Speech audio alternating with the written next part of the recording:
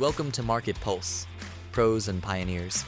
Each week, we talk with industry leaders in both marketing and entrepreneurship and business to find out all about their wins and failures in marketing.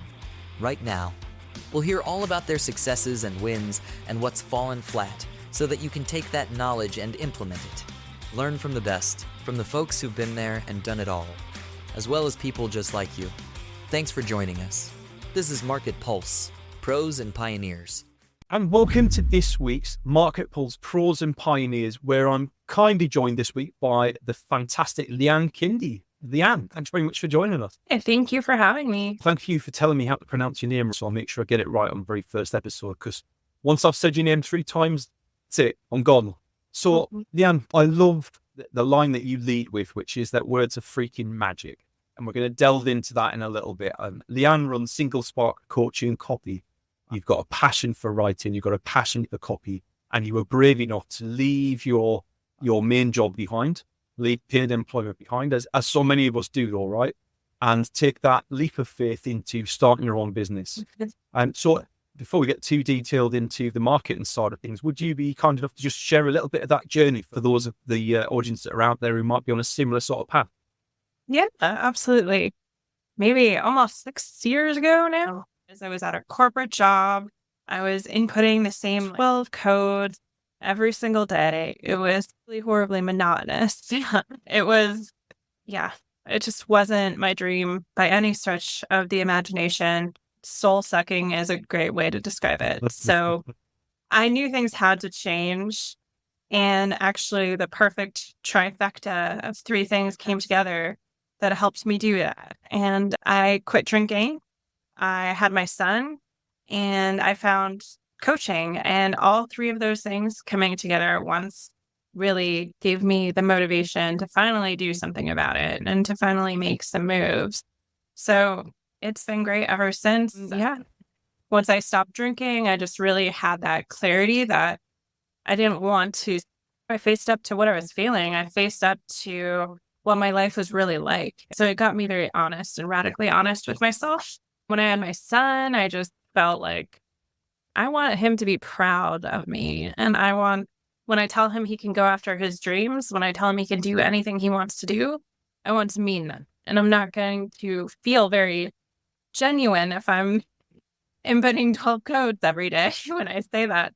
So I really wanted to strike out and do my best for him.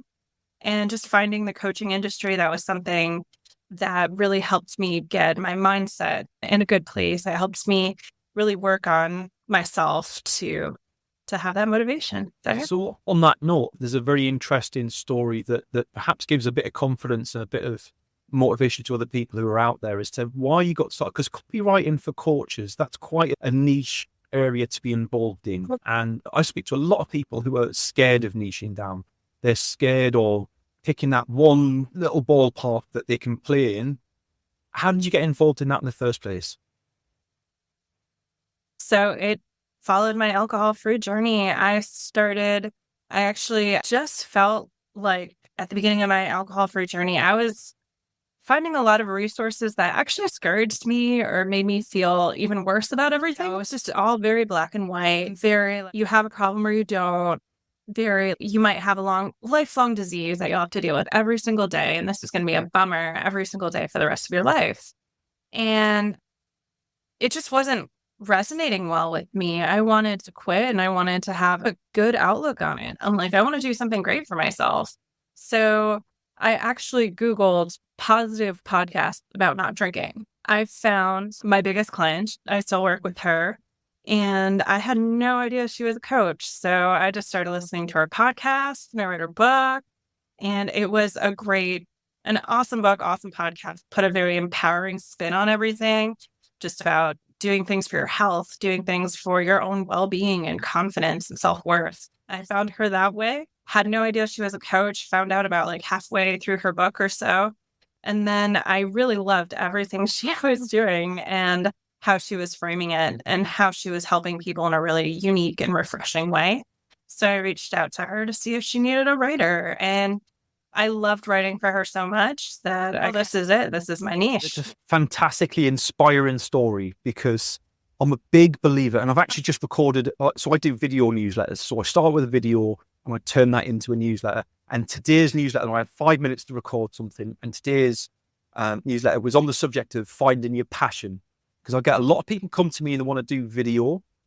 Video is you've got to be even more engaged with it to get it right. But writing and copy is exactly the same.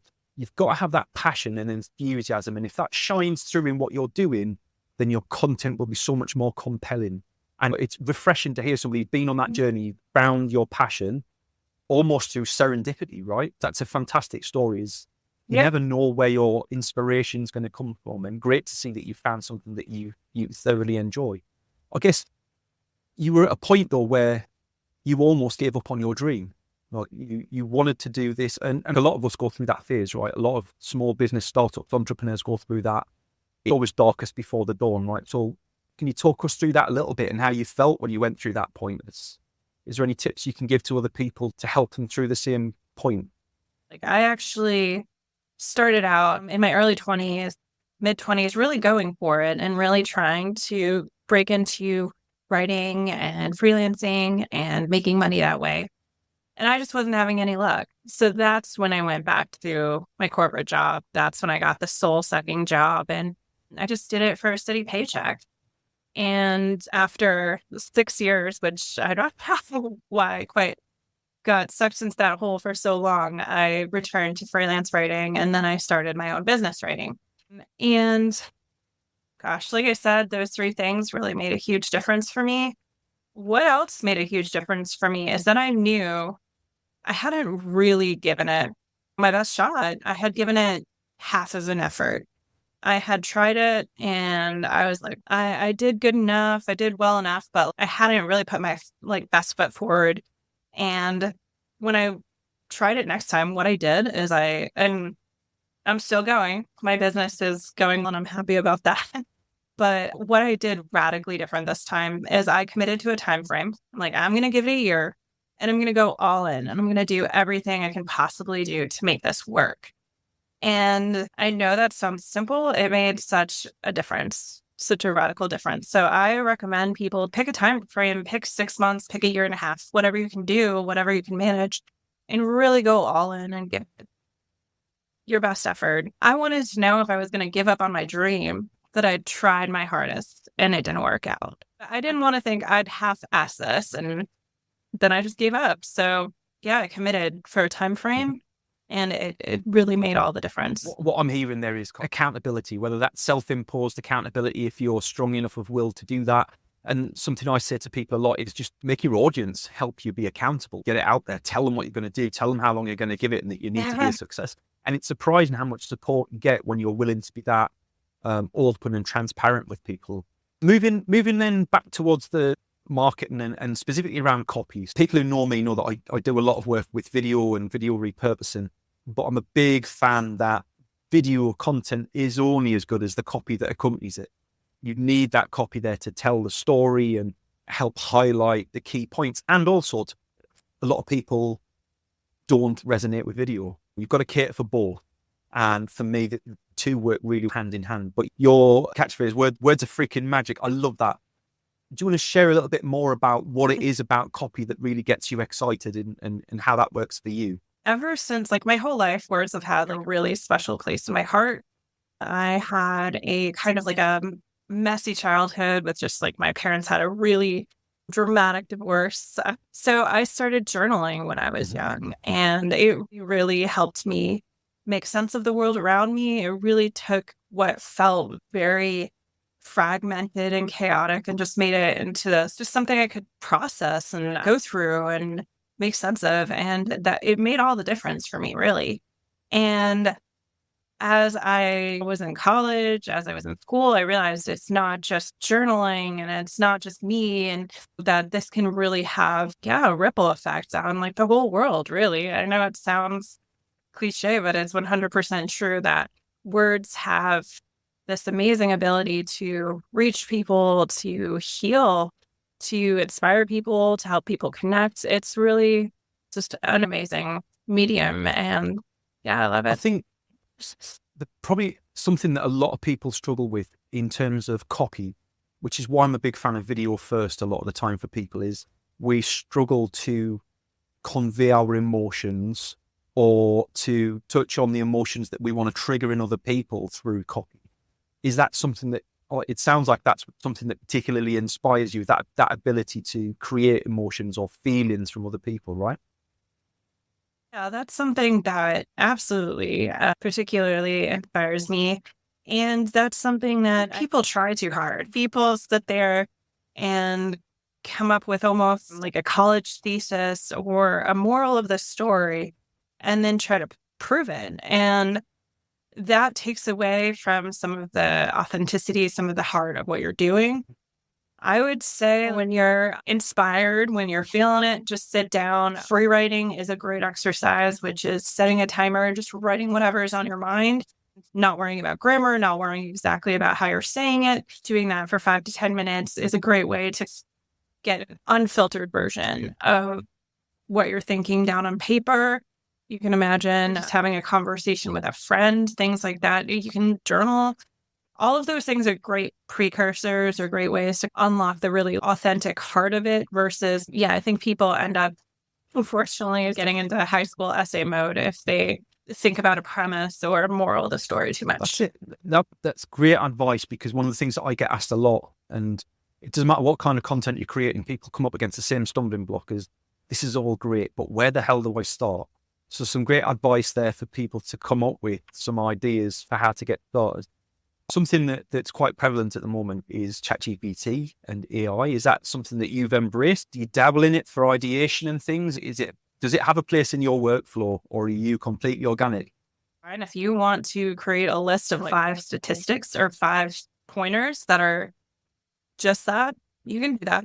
If you want to create high school essay level stuff, you can do that with ChatGPT. And as for me personally, I just love writing. I do. I genuinely love it. It's an art for me. It's something I deeply respect. So it's something I want to be doing. That's lovely to hear, though, no, because a lot of people right now are scared for their jobs. They wrongly assume ChatGPT or any large language AI is going to take their jobs away from you. And my answer is exactly how you've just said that. If your job is to create bullet points you don't put any effort into and you don't put any soul into, then it's probably going to take your job away. But if you add a human element into your job, it can't replicate that. It never will be able to replicate that the way a human can. So that's fantastic to hear. I guess that leads nicely into our 2 MarketPulse questions that we ask every week in, week out. So starting with the first one is, what's one market and tactic, tool or process that you wish people would just stop using? What do they need to quit while they're ahead? I don't know if I would call it a marketing tool per se, but what I think people in terms of marketing should stop right away is definitely watering down their messages.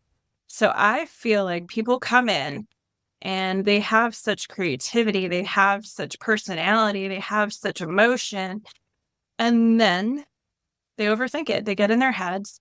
And then all of a sudden, this amazing, great message is, but how can I make that a little bit more palatable for everyone? How can I make that more acceptable for everyone in the world? They take this great premise they started with and just water it down to the point where it's almost not recognizable anymore. And the first, I would say, if nothing else, in good marketing, stand out. Yeah. So definitely don't water down your message. And 2, I would say it's natural. It's really natural. So we evolved as pack animals. It's natural to have that fear of rejection. It's natural to want to fit in and want to blend in, because ages ago, that was a matter of survival. If you didn't fit into the tribe, you might have died, literally. But we're past those times.